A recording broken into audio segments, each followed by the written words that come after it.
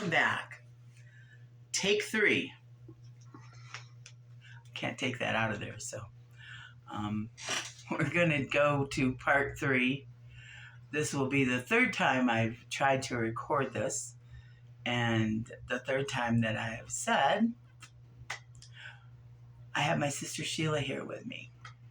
She is going to help me with part 3 of the story, since she is the one that wrote the letter to me, and she is also 1/3 of the 2 hippies that showed up at the house with their kid named Sunshine, which, by the way, she's still married to the other hippie, and Sunshine has children of her own now.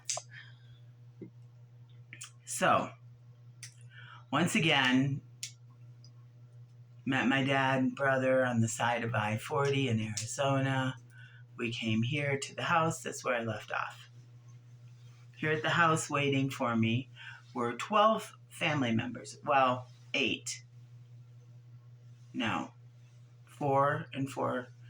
Yeah, 12 family members. Or 11. I don't know. There was a whole shitload of them. And there was just me, 1. There was 4, 4, and 3. That's 11. And then Dad and Todd made 13. That was the magic number, 13. My magic number, which I forgot. Anyhow, so we got here and, well, you already told them about did we tell them about the oven and how you found out on this one yet? No, we haven't. Okay, because we're on part 3, take 3 of this. I'm going to back up a little. My sister's going to tell you again for the 3rd time how the oven told her about me. Take it away. I got married. I was 15 years old. I was going to move back to New York, where I was originally from. And me and my husband have our baby there. And my mother decided to tell me that so that somebody else wouldn't tell me, because we had so much family, that I had a sister there. And so when I left, that was one of the first places I went when I went to New York. My husband and I stopped at her parents' home in New York. Us, the hippies with the kid named Sunshine. Right. Go on. I can't remember what I was going to say. Okay, so when they came there, I was, how old did we figure out I was? You were 16 when you had her. Right. So I would have been 13. 13. Right. Or 12 going on 13, I think it was. Mm-hmm, probably. But my mom introduced them as, I think she friends. Told me that you were Mary's granddaughter. Probably. Which Mary, what I had always known Mary as Aunt Mary, used to come and visit us every year, or just about every year, and stay for about a week. She was actually our grandmother.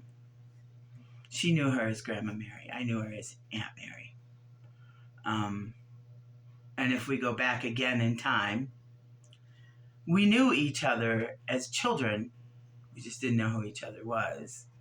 And Sheila had spent the night at my house, and she's told me since then that at the time I had twin beds, and there was like a pathway in between. It's a cottage. The rooms are small. And we were supposed to go to bed, and Sarge, who was Mary's husband, our grandfather, had come upstairs, and I'm going to let her tell you the rest. And he sat there between us, and he patted our backs so that we would fall asleep. And I thought to myself, because I lived with my grandparents, why is he patting her? She's not his grandchild. That's not her grandpa. And I was just a little bit jealous. And anyway, I was that way because Tammy was always a bossy child. And she would come to our house when I lived with my grandparents, and she would, let's put on a play. And she was always the director or the whatever, and she was very bossy, and that's what I remember about her. So I was always a drama queen. She was an Always only a drama child. queen. Okay, so there's that. I actually had a dream about the whole family and asked my sister about it the first time we met. I think I might have asked you about it on the phone, but I had dreamt of them multiple times in my life, and saying goodbye to them is because they were leaving to move away, which would have been here. I still don't know if it was a dream. I just remember the scene. So it may have been reality, it might have been a dream, I don't know, but everybody was sad. Except me, I think. I think I was probably just so self-involved that I didn't even realize anything, because that's the kind of kid I was. Well, we did go to Jamestown before we came to here to live as kids, and because I remember going to our aunt's house, Cheryl, Yeah. and spending the night there. So it's very possible we all went over there and said goodbye. It is. And I do remember Cheryl was actually, I knew her as Aunt Cheryl. If you're my age, you understand back then, older people, we were either Mr. or Mrs. or Aunt and Uncle. Right. Well, it turns out some of those aunts and uncles were aunts and uncles, and others were other family members. But I do remember going to Cheryl's, and I do remember the girls all saying that their cousins were there. Mm-hmm. Their cousins were there. And they always called me a cousin, but I called their parents aunt and uncle, so really didn't. I was a kid, I didn't know. As a kid, we would have paint parties. Grandma and Grandpa would have a paint party at least once a year where they lived. I think it's because they smoked so much. But I remember your parents would come too. There would be your parents, and then Betty and John and Aunt Cheryl and Uncle Fred. And I'm trying to think of somebody else that would come. There was another couple that would come too and help them paint. Because every time they took the pictures off the wall, it's what you could see was gray. It's gray all So the they way would around always paint at least once a year. They made a deal out of it. Grandma would make dinner, and the ladies all made dinner, I should say. And that's what I remember. So we knew each other. We just didn't know who the hell we were. Right. And I remember Mary every year when she'd come, she would say to me, "You look so much like my granddaughter, Sheila." And she'd show me pictures of her, and I'd go, "Uh-huh." I don't know. Sheila. I knew she had a granddaughter named Sheila. I always knew that. But yeah, we do look a lot alike. If you could see her, but she won't let me show you her. I can't. I got incognito. If you could see her, you'd see we look a lot alike. I'm more famous than she is. That's the reason I can't be seen. That's it. You caught me. I'm kind of like banking on going off of her fame. I'm famous with my family. She is famous. I'm not going to tell you for what, though. So, we ended up going on that trip. We went a lot of places. We partied. Oh, my Lord, we partied. We partied for 4 or 5 days straight. And we drank and we smoked and they played guitar. They never finished a song, but they played the guitar, which was really cool. I'd never been to like a family thing where anybody played guitar. And we had 3 of them playing at the same time. Yeah, three. My dad, my brother, and my sister Sheila's husband. And but they never finished a song. Didn't matter though. We were happy, drunk, happy. Some of us were crying. When we met, my sister cried. I did not. I was still afraid. I think we had gotten a lot of the crying out over the phone. But it was a fun time. Needless to say, it was a fun time. We ate. I remember looking down off of my sister's balcony, and Dad was down below making hot dogs on the grill, or whatever we were having that day. We ate a lot, we partied a lot, and then we ate and partied some more. Somewhere in there, we slept, and people were sleeping everywhere. Do you remember? Mm-hmm. There was couches in here. There were couches in there. I know you can't see here or there, but there's another. This is it. There's another room in there with couches, and there's 2 bedrooms and people everywhere. But we had fun. We had a really good time. Sheila and I took a trip down to where the oven lived. I guess I can say where it is because she's not here anymore. Nobody else is down there. In Elephant Butte, New Mexico, down by Truth or Consequences, which I thought was so funny. Truth or Consequences, boy, she had some consequences to pay for there. We went to her house. We looked so much alike that her husband thought I was Sheila.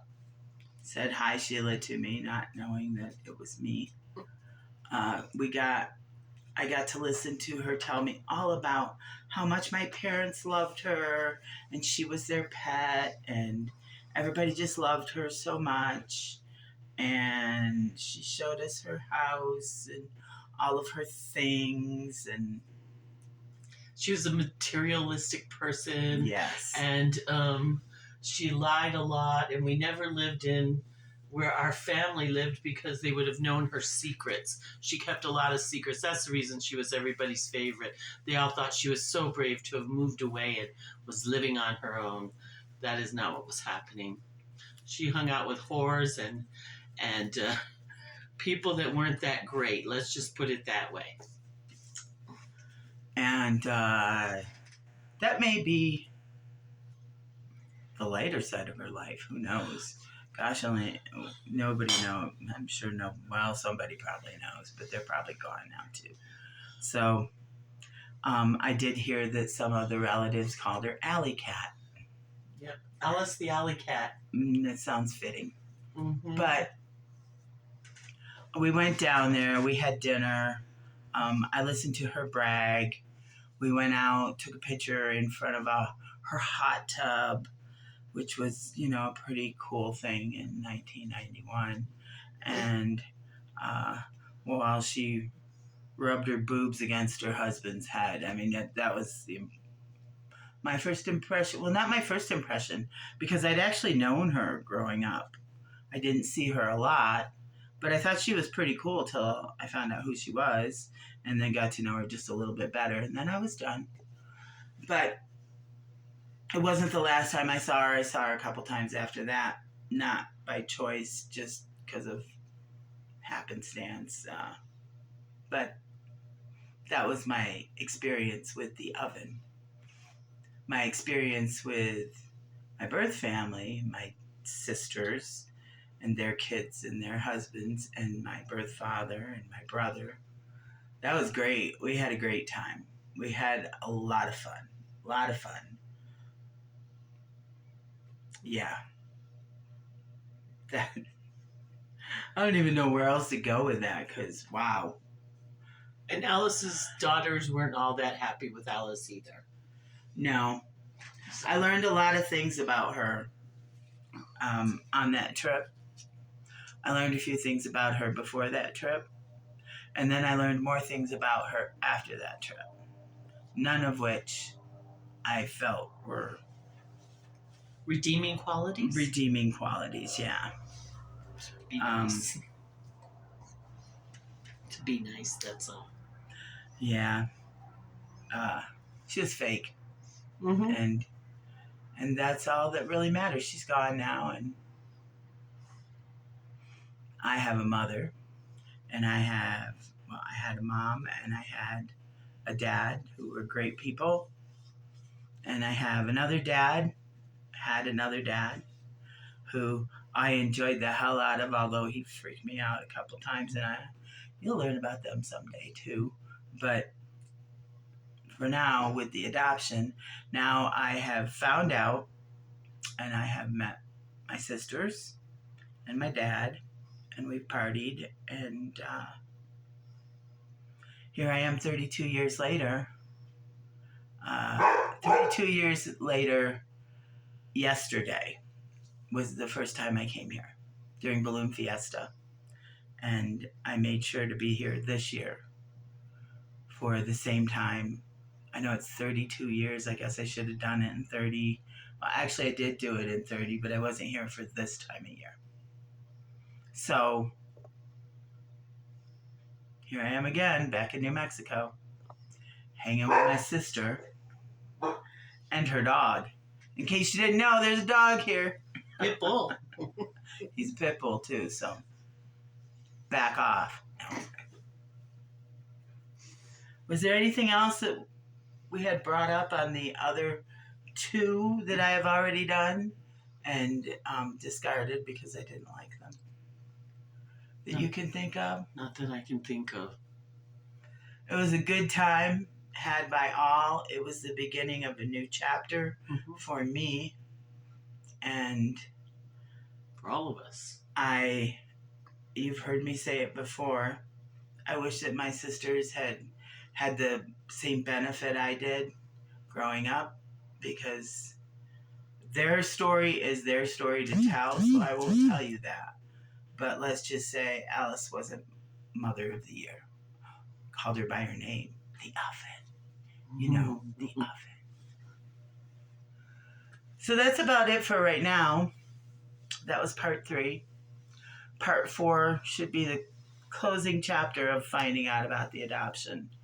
Because I got more stories from after I found my birth family. I have stories from before. I've got stories. More Oprah shit. Sorry, Oprah. Loved your show. I'll just keep saying that. Eventually, maybe someone will tell her to watch my clip. I don't know. I don't drive. I don't need a new car. I just want you to watch my clip. I don't know. Whatever. I'll be back soon. Give me a couple weeks. I know I'm not very good at keeping my time frame promises to you, but I only have a couple of weeks to get the story from my other sister. So, well, because that's how much time I'll be here. Maybe. You never know with me. I might take off on a different adventure. Then you'll hear other stories. But for today, that's it.